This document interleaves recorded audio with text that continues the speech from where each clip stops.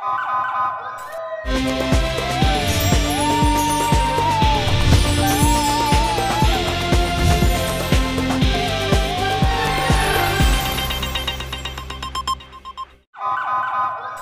पहले नजर डालते हैं अब तक की बुलेटिन। तहरीक इंसाफ के मरकजी नायब सदर सेनेटर एजाज चौधरी ने कसूर में मीडिया से गुफ्तगू करते हुए कहा कि मिलिट्री एस्टेब्लिशमेंट से ना हमारी बात हुई और ना ही हम करना चाहते हैं।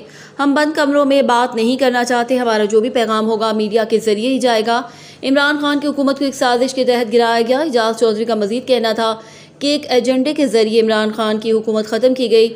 हालात ने साबित किया कि वो एक साजिश थी। साजिश में कुछ अंदरूनी मुल्क और कुछ बैरून मुल्क से लोग शामिल थे। इमरान खान की हुकूमत ख़त्म करने में अमरीकी सफारत खाने की मुदाखलत वाज़ेह थी। हुकूमत ख़त्म होते वक्त भी इस्टेब्लिशमेंट को वाज़ेह किया था ना कि ये लोग मईशत ठीक कर सकते हैं और ना ही पाकिस्तान को मुत्तहिद रख सकते हैं। PDM का ना कोई मंशूर है और ना कोई लीडर है। इन ख्यालात के इज़हार एजाज चौधरी ने बल्दिया हल कसूर में सियासी शख्सियत नदीम हारून और रशीद खान के ताउन से गूंगे बहरे और ज़ेरी माजूर बच्चों की मुनक़िदा 2 रोज़ फ्री मेडिकल कैंप के दौरे के मौके पर सहाफ़ियों से गुफ्तगू करते हुए क्या इस मौके पर Haji Khalid Zeb Kamboh general secretary PTI city Kasur, Ashfaq Ahmad Kamboh उम्मीदवार PP 177 Kasur, Mrs Muzammil Masood Bhatti general secretary PTI ज़िला Kasur, Shahroz Zeb deputy information secretary ज़िला कसूर समेत पार्टी कारकुनान मौजूद थे। रिपोर्ट